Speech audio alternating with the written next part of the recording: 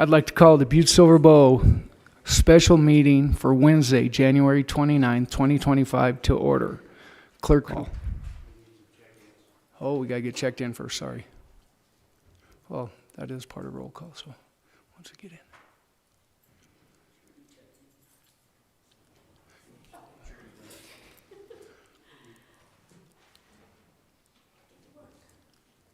Okay. 11 present, 1 absent. 11 present, 1 absence. Please note that Commissioner Fisher is absent from tonight's meeting agenda. Next, we'll move to prayer and the pledge. Commissioner Walker, could you lead us, please? Almighty God, we implore you this night as we make decisions which so greatly affect our community of Butte-Silver. Direct our thoughts, words, and deeds so that we please you and best serve our fellow citizens. Amen. I pledge allegiance to the flag of the United States of America and to the republic for which it stands, one nation, under God, indivisible, with liberty and justice for all. Next, we'll move on to, although omitted from the agenda, we'd like to move to public comment on any item on the agenda, and this is for only items on the special meeting tonight. Please state your name, address, and what you'll be speaking to us on. My name is Douglas Ingraham, 604 Utah Avenue, Butte. I appreciate the time of the council tonight. I am the widower of Caleb Bowman.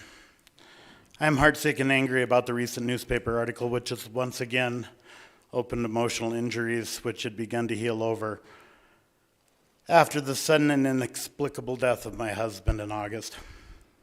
I have, through my own efforts and the efforts of my attorney, attempted to work cooperatively with BSB to resolve this matter. My attorney met on more than one occasion to resolve the question and possible oversights in relating to the coroner and Caleb's death. I wish to make sure that everyone here knows that the Montana Standard article is not because of my actions. I am not a party to the letter referenced in the newspaper, and I am not privy to the lawsuits or plans proposed therein. While I see the appointment of an acting coroner tonight as a positive step for the families who will endure the loss of a loved one, it fails to remotely resolve the utter and repeated wrongs inflicted on Caleb, his memory, his estate, and me by the coroner's assertions, both correct and incorrect. Assertions which should have never been provided to anyone but the next of kin. Thank you. Thank you, Mr. Ingraham. So we'll move on to the call for the special meeting. Chief Executive J.P. Gallagher has called for a special meeting of the Butte-Silver Council of Commissioners for Wednesday, January 29th, 2025 at 7:30 p.m. in the council chambers, room 312, for the purpose of appointing Dan Hollis as an interim county coroner for Butte-Silver. So we have one item on the agenda tonight. Item number 1, communication number 2025-57. J.P. Gallagher, Chief Executive, requesting Council of Commissioners concurrence of the appointment of Dan Hollis, 2215 Center Drive, Butte, Montana, as an interim county coroner pursuant to Section 74-2901 MCA 2023. An acting coroner must meet qualifications required of the coroner as provided in 74-2904, Section 1 and 2A MCA 2023, which Mr. Hollis meets. Commissioner Morgan, sorry. Thank you, Mr. Chief Executive. Being that this is kind of uncharted waters, even for myself on this, can you tell us how we got here and what we need to take part of? This is even more challenging because the coroner is an elected position. So they're not, it's my understanding, they're not under the purview of the chief executive as far as an employee, but can you kind of give us a little bit about what you can, I guess. Yeah, thank you, Chairman Morgan. And so we got to this situation based on, as many people saw, that there was an article in the paper of a threatened lawsuit that came to the commissioners. And once that went to the commissioners, it became public record.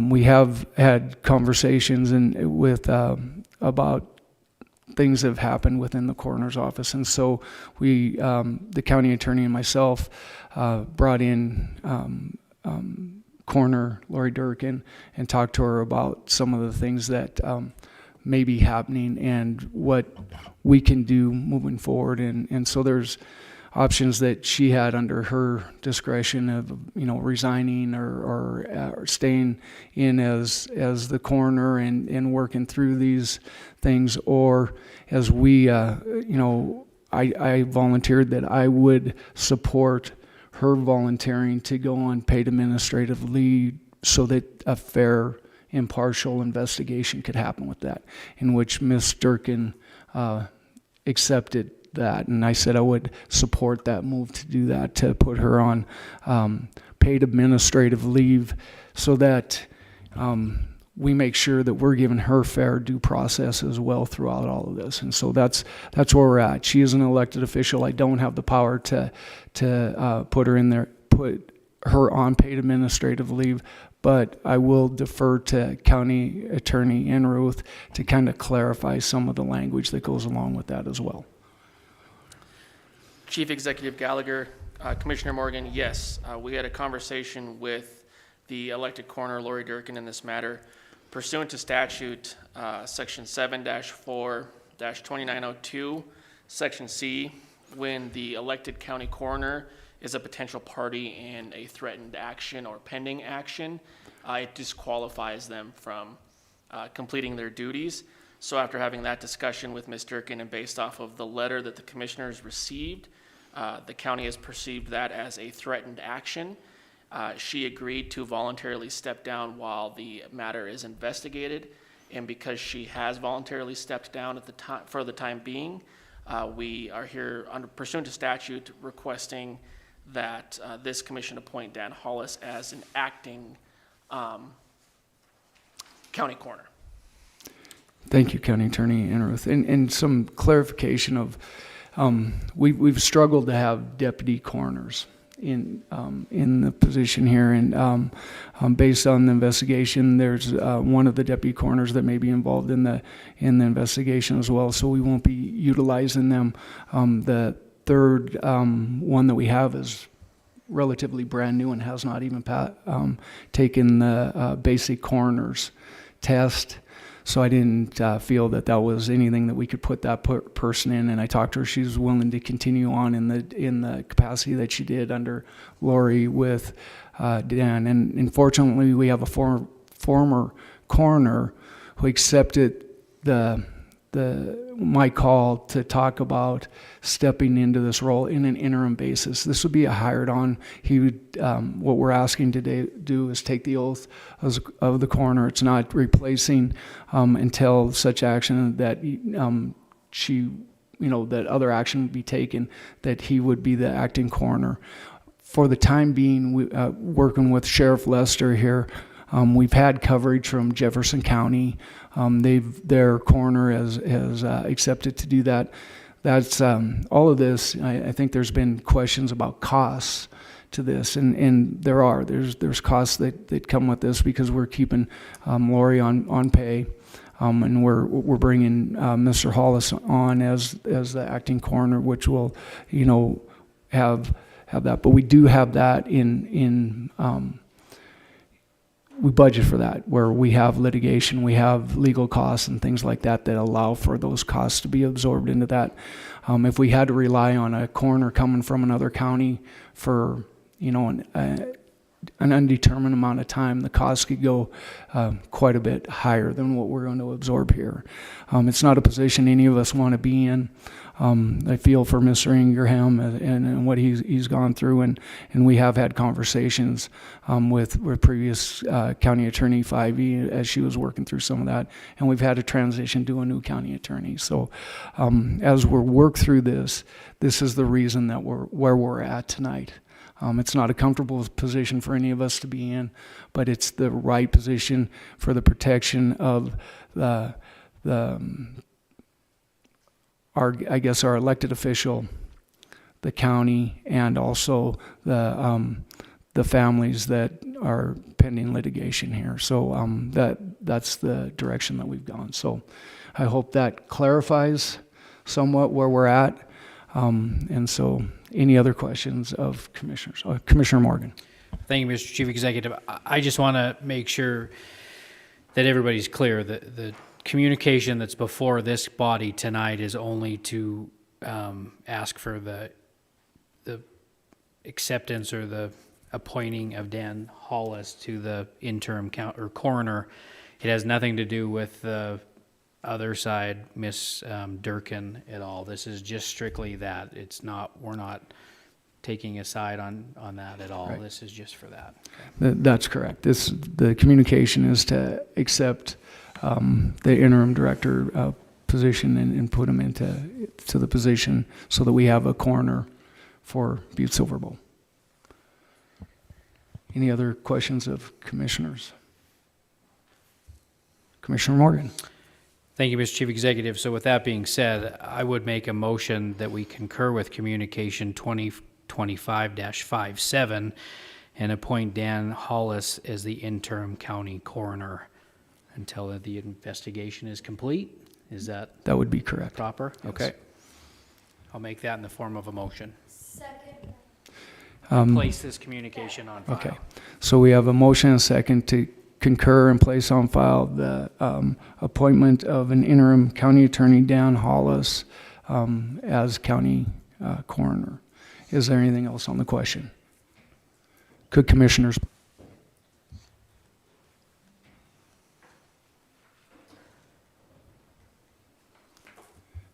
And would anyone like to change their vote? Clerk, please record the vote. 11 yea, 0 nay. 11 yeas, 0 nay, motion passes. And I want to say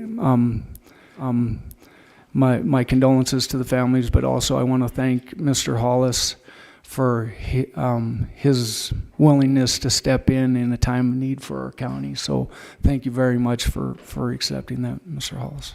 All right. So with that, I would take a motion to adjourn. So moved. We have a motion and a second. All in favor, signify by aye. Aye. Opposed? This special meeting is adjourned.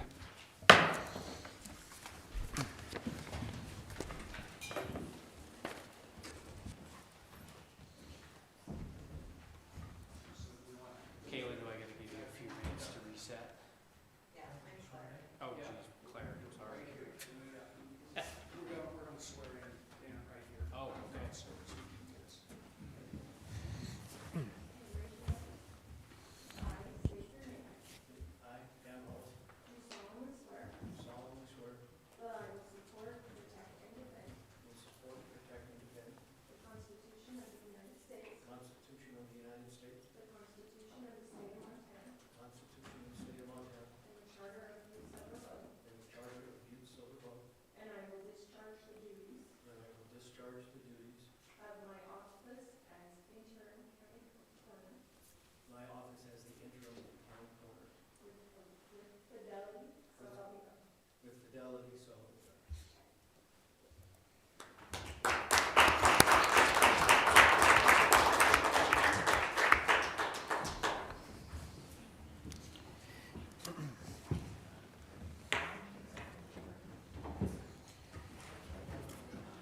Now do you need a few minutes, or are we good?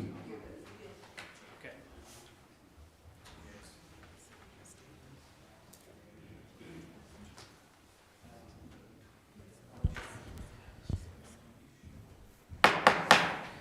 I'll bring the Butte-Silver Bow Council Committee The Council of Commissioners Committee of the Whole meeting to order for Wednesday, January 29th, 2025.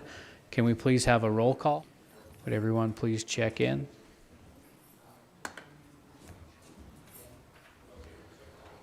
Okay. Would the clerk please record? 1 presiding, 10 present, 1 absent. Thank you. Thank you. We'll forego the prayer and the pledge, being that we did that for the special meeting today. So I'll roll right into public comment on any items that are on the agenda tonight. If there's any member of the public that would like to speak on any item that's on tonight's agenda, please come up to the podium, state your name and address for the record after turning on the mic, please. Oh, I think you're on.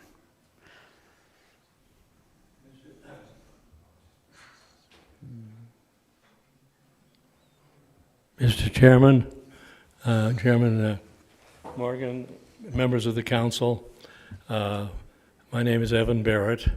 I live at 807 West Silver Street here on the Butte Hill. I want to take a moment and speak to Communication 2025-18, which is on your agenda today. I want to mention to you that a copy of, I'm going to hand out a copy of this right up at the conclusion of my remarks, but it also is in your council email box, and if you don't see it there, check your junk mail, because some of this stuff I ended up finding it in my junk mail. So I also want to, before we get going this evening, make sure to thank you for your service. You have a lot of difficult things to do. It's easy for people to stand here and criticize or make suggestions. You have to take that all into consideration and make something work for the citizens of Butte-Silver. So thank you for your service. And let me first assure you that on the next couple of weeks, leading up to February 15th, we are going to be very active going out to community groups in the city and speaking to them and talking to them and urging them to use any number of ways to communicate directly to EPA. Because if you've noted, you guys get to make a comment on behalf of the city, the local government, but it's EPA that has to make the decisions here. And it's their plan that is under review. So we will be actively pursuing that in the coming 2 weeks. At the bottom of this communication, which has quite a few thoughts in it, we mentioned that we urge a more simple and assertive comment that would include the following. If you'll bear with me, I'll go through just the concluding parts of that. That action levels for lead in Butte should be determined using updated and objective science compiled independently of settling defendants, including bioavailability data that considers smelted material in our homes instead of waste rock. Additionally, we should not settle for higher than the national standard in the absence of credible scientific justification. Let me just comment. The national standard's 100, not 175. So we should not settle for 100 unless they can scientifically justify that. 2, the pace of cleanup should be as fast as possible, as is done in other communities. This should be in single-digit years, not decades. If potentially responsible parties cannot remediate at an ethical and protective pace that doesn't expose children for decades, EPA should perform the work and recover the costs from British Petroleum. 3rd, the current process of identifying problems after exposure should be abandoned, and cleanup should be done to prevent exposure, talking primarily about children here, rather than waiting for children to be tested and reacting to the irreversible exposure that is unethical by any measure. Clean areas where children are potentially exposed and test for effectiveness later. Butte must be cleaned up now. Fourth, monitoring and review of effectiveness must be done in a transparent manner and not driven by British Petroleum and its consultants. And EPA personnel currently on site asserting smelting is not a factor in Butte, contrary to the EPA's own agency's own records, should not be overseeing the process. They're denying reality and their own department's records about smelting playing a role in this issue. Any reliance on documents with deeply flawed data should be disregarded in shaping future remedial cleanup. Number 5, Butte-Silver Bowl must establish distance from corporate interests and stop seeking taxpayer resources from EPA, which essentially subsidize British Petroleum. Concerns about cost and capacity, as expressed in the draft documents, our draft comments, cost and capacity are not the concerns of the people of Butte.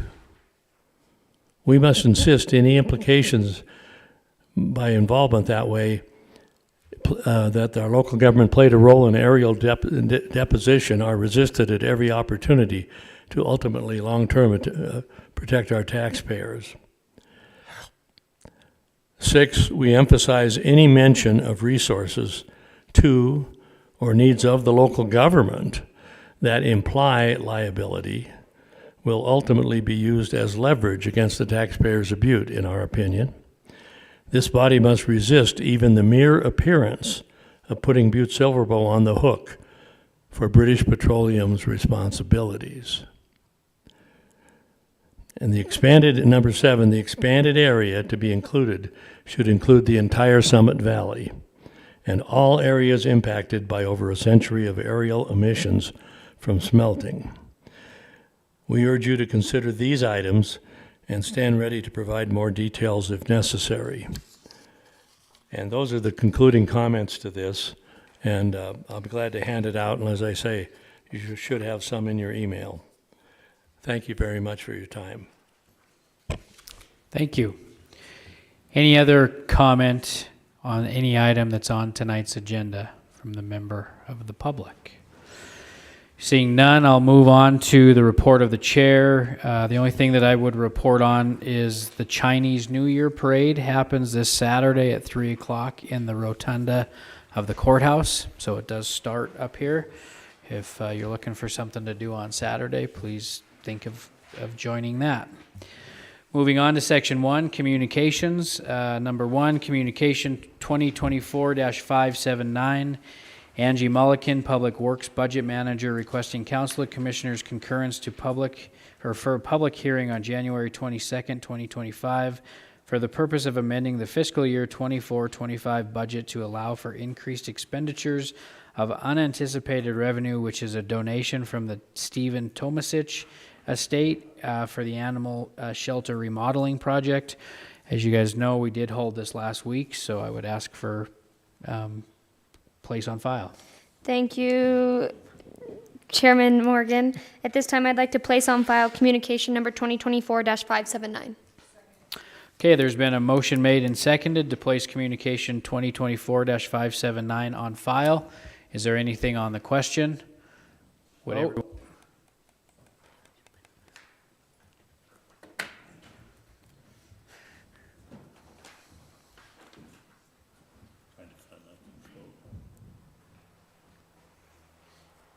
Would anyone like to change their vote?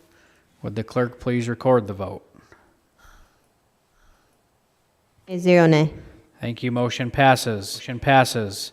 Number 2, communication 2025-13. Karen Malagny, Butte-Silver Bow Health Officer, requesting Council of Commissioners authorization to schedule a public hearing on January 22nd, 2025 for the purpose of amending the fiscal year 24-25 budget to allow for increased expenditures of unanticipated revenue resulting from a contract with the Montana Department of Health and Human Services for crisis diversion efforts. Commissioner Thatcher. Thank you, Chairman Morgan. At this time, I'd like to make a motion to place on file communication number 2025-13. Okay, there's been a motion made and seconded to place communication 2025-13 on file. Is there anything on the question? Would everyone please vote?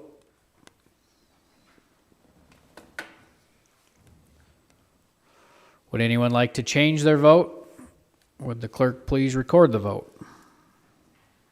11 yea, 0 nay. Thank you. Motion passes.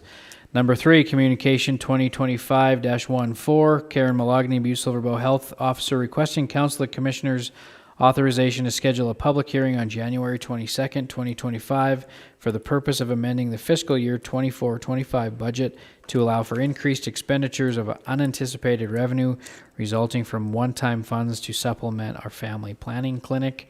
Commissioner Thatcher. Thank you, Chairman Morgan. At this time, I'd like to make a motion to place on file communication number 2025-14. Okay, there's been a motion made and seconded to place communication 25-14 on file. Is there anything on the question? Would everyone please vote?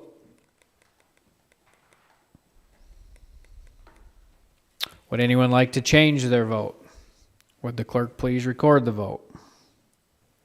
11 yea, 0 nay. Thank you. Motion passes.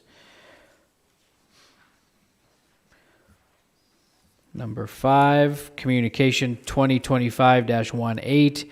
Eric Hassler, Reclamation and Environmental. I'm doing really great today. Going back to communication number 4. Communication 2025-15. Karen Malogny, Butte-Silver Health Officer, requesting Council of Commissioners authorization to schedule a public hearing on January 22nd, 2025 for the purpose of amending the fiscal year 24-25 budget to allow for increased expenditures of unanticipated revenue resulting from one-time funds to supplement our family planning clinic operations. Commissioner Thatcher. Thank you, Chairman Morgan. At this time, I'd like to make a motion to place on file communication number 2025-15. There's been a motion made and seconded to place communication 25-15 on file. Is there any question? Would everyone please vote? I love the body language when you make a mistake like that. Would anyone like to change their vote? Would the clerk please record the vote?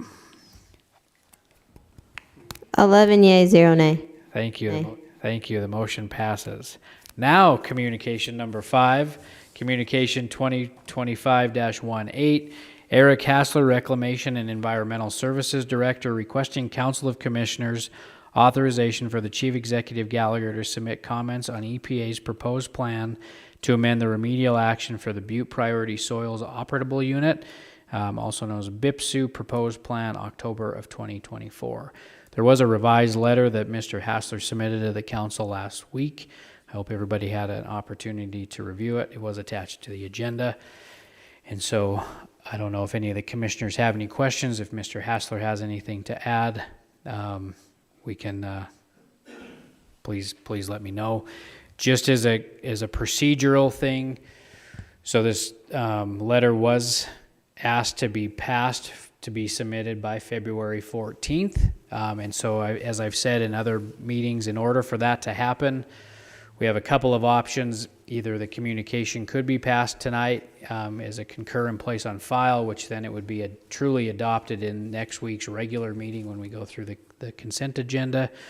Or another option is to hold it in committee of the whole, but then next week at a regular meeting, in order to pass it, we'd have to segregate it out of the committee of the whole and make a decision at that time. So whatever the pleasure of the council is to move forward. Does anybody have any questions? Commissioner Anderson. Thank you very much, Chairman Morgan. At this time, I would request that we hold it, and I will segregate it at next week's meeting to pass. I know there was other people who wanted to speak on it. It'll give us time for a little bit more discussion. I do not believe we'll be able to change it at that time in any way, shape, or form, but it will give us that opportunity for further discussion and for the people to comment on it. Thank you. Commissioner Anderson, is that in the form of a motion? Please. Is there a second? 'Cause there's been a motion made and seconded to hold this in committee of the whole that's been seconded. On the question, Commissioner Thatcher. Thank you, Chairman Morgan.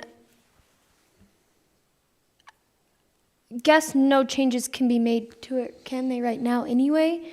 I mean, just that's a quick question on that. So I guess what would be the purpose of holding it if we can't make the changes?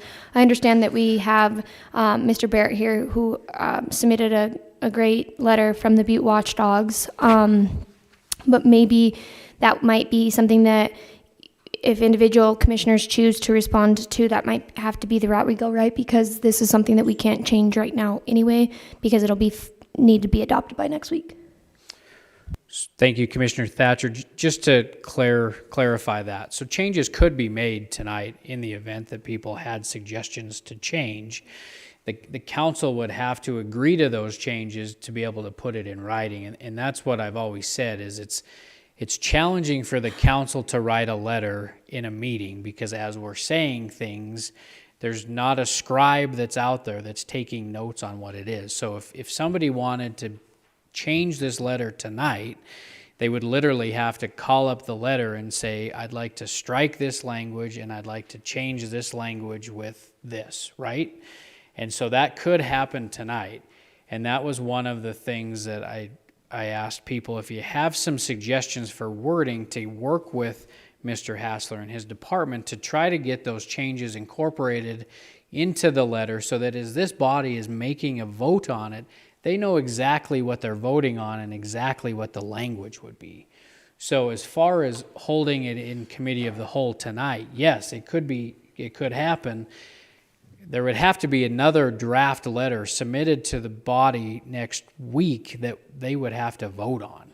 And so if you're going to hold it and just sit on it and don't do anything, that's going to be kind of counterintuitive.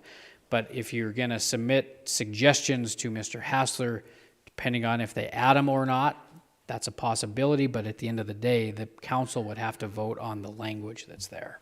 Does that help clarify, Commissioner Thatcher? Yes, thank you for that clarification. I understand. Yes, thank you. I must have misspoke because he changed name tags.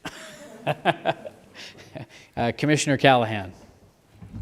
Thank you, Chief Executive Morgan. It looks like Eric's up. He wants to speak on something. I'd like to call Eric, please. Sure. Mr. Hassler. Thank you, Chairman Morgan. Thank you, members of council. For the record, I'm Eric Hassler with the Department of Reclamation. I would just like to encourage the council to do a side-by-side review of our letter with the proposed plan that was provided to you a few weeks ago, if you hadn't previously seen that, and make sure that you're comparing apples to apples. We're seeing communications come back and forth that aren't necessarily doing that. We're mixing values, we're mixing areas, we're mixing approaches, and I just want to make sure that the council takes the time to look at the proposed plan to ensure that you are comparing apples to apples and can kind of see where the basis of that letter was generated from. And if you have any questions or any concerns as you're going through those reviews, please reach out to our office so that we can try to walk you through that and help you in any way possible. But without taking a look at the proposed plan, I could see where the comments may not be clear to you is why. So I just, again, would like to encourage a side-by-side comparison of both as you're going through this review. Okay. And as always, I'll answer any questions or concerns that the council has. Thank you, Mr. Hassler. Anything on the question? Commissioner O'Neill. Thank you, Chairman Morgan. Eric, thank you. Just a question. One of the things that was brought up tonight was the difference in 175 and 100 milligrams / kilograms. That's what that means. Mr. Barrett stated that the national average is 100 and we're going 175.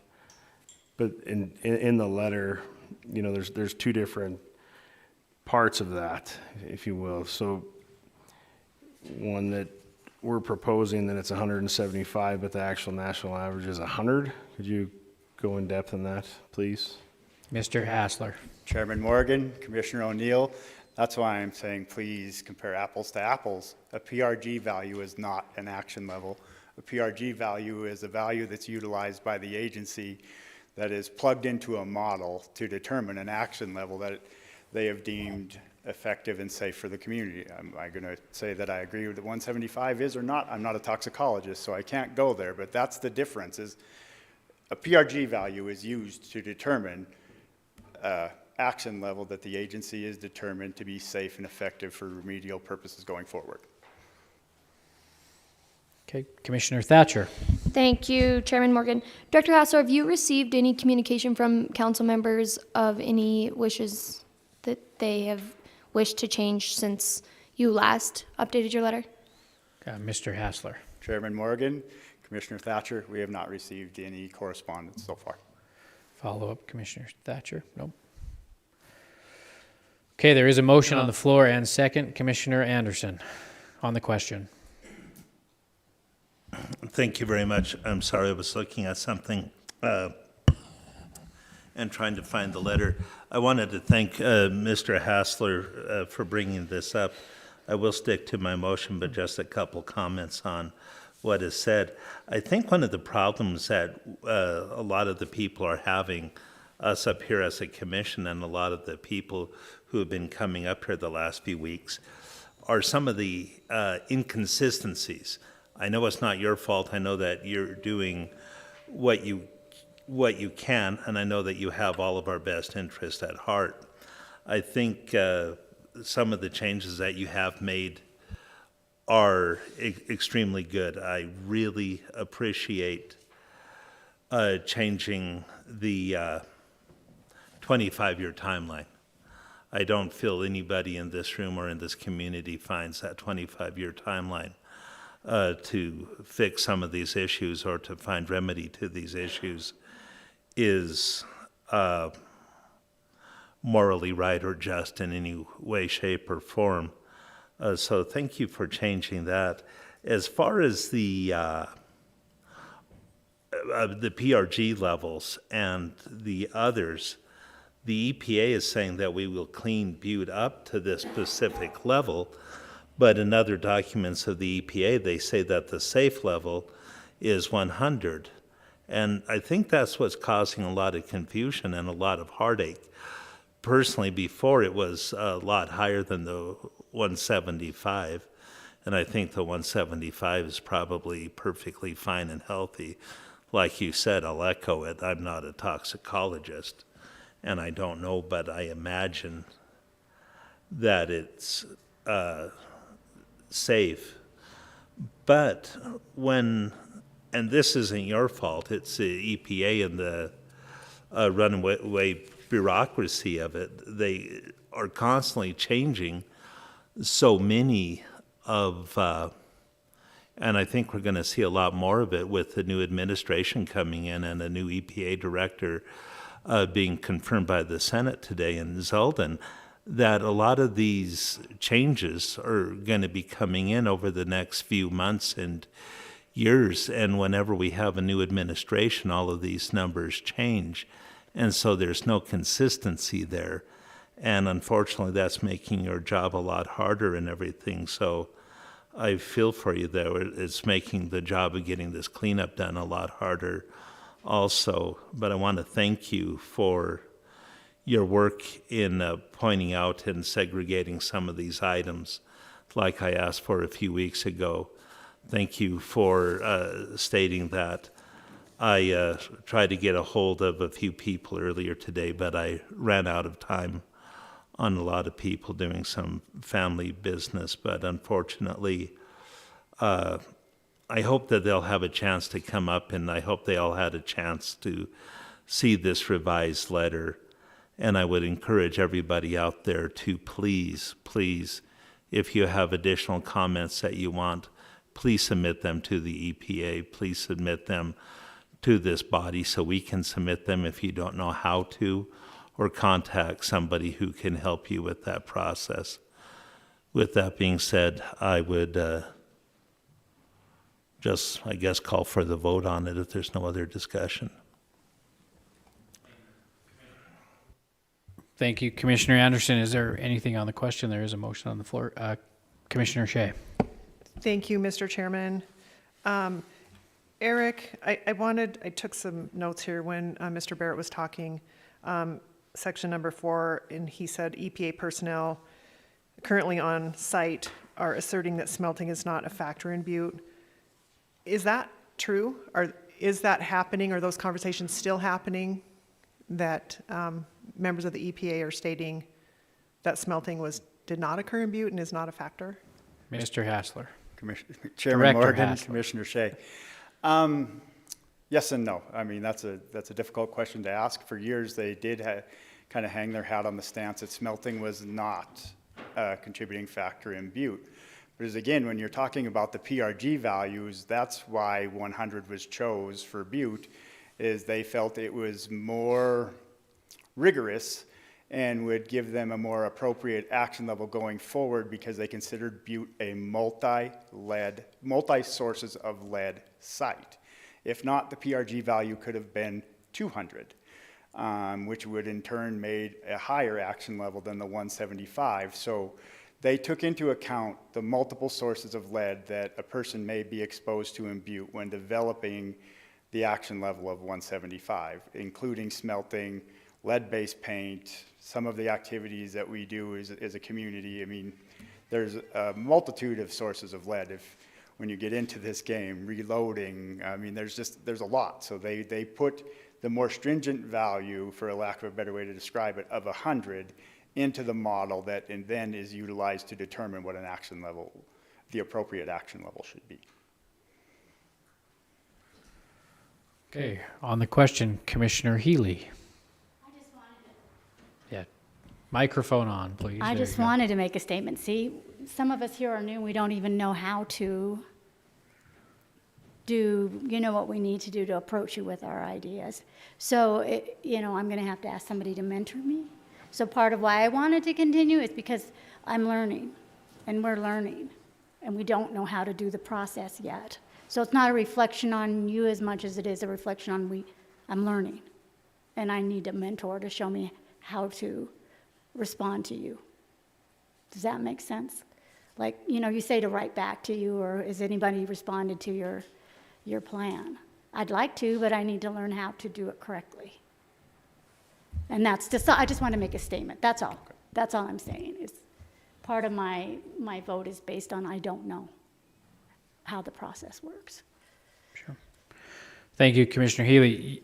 I would just say that if you have questions, the department heads are there to offer assistance. They've been great to work with, to answer questions. Reach out to them, talk to them, send them an email, and ask the questions. That's the best way you can do it moving forward. So, Commissioner O'Neill. Thank you, Chairman Morgan. I just want to say for the record that Eric's office and staff, they're very easy to get a hold of. If they don't answer, call you back. So even for the public, there's definitely again, it's an easy call for any questions. They even answer really silly, dumb questions. So, again, encourage them, try not to be repetitive, but, and for the public, hopefully their phones are going off the hook, during this week.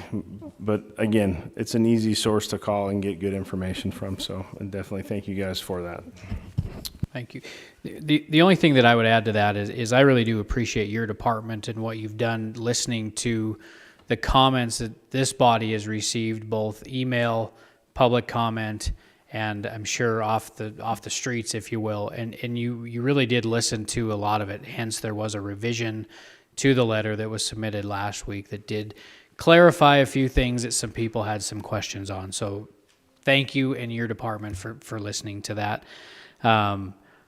I, for one, think the letter looks pretty well right now, and I look forward to see what the final result next week will be.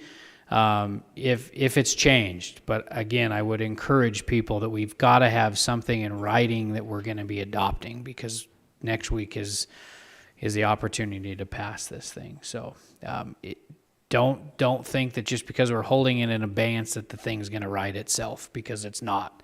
If that is what happens, we'll be taking a look next week at the exact same letter that we're looking at tonight. So please take those comments as is. So anything else on the question? There is a motion on the floor to hold this in abeyance in the committee of the whole. Seeing none, would you please vote? Is there anything? Okay, seeing none. Okay, would anyone like to change their vote? Would the clerk please record the vote? 9 yea, 2 nay. Okay, motion passes. So we'll continue to hold that in abeyance pending next week. Number 6, Communication 25-40, J.P. Gallagher, Chief Executive, requesting Council of Commissioners concurrence in the appointment of Dave Aguirre as Director of Community Enrichment for Butte-Silver Bow. This was one of my problems last week, is I did not place this communication on file. We did take action on this communication, but I left out that little caveat of place on file. So I'm relearning our own processes. So at this time, Commissioner Thatcher. Thank you, Chairman Morgan. At this time, I'd like to make a motion to place on file communication number 5-40. Thank you. There's been a motion made and seconded to place communication 25-40 on file. Is there anything on the question? Would everyone please vote?